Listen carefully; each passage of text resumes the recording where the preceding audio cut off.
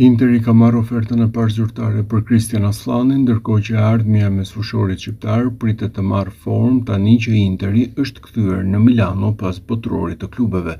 Sipas mediave italiane, Bologna është klubi që ka shfaqur interes konkret për Aslanin dhe është i gatshëm të paguajë rreth 13 milionë euro për kartonin e tij.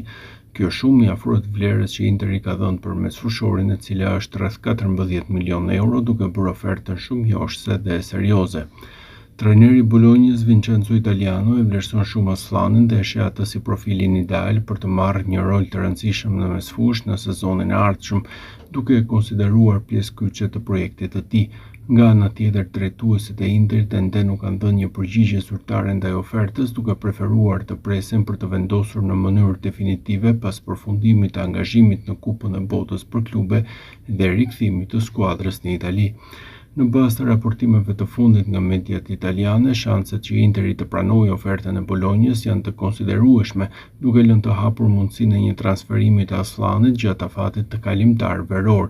Në çdo rast, gjithçka do të marrë formë dhe do të finalizohet në javët në vijim, tani që Interi ka mbyllur angazhimin e tij në kompeticionin ndërkombëtar.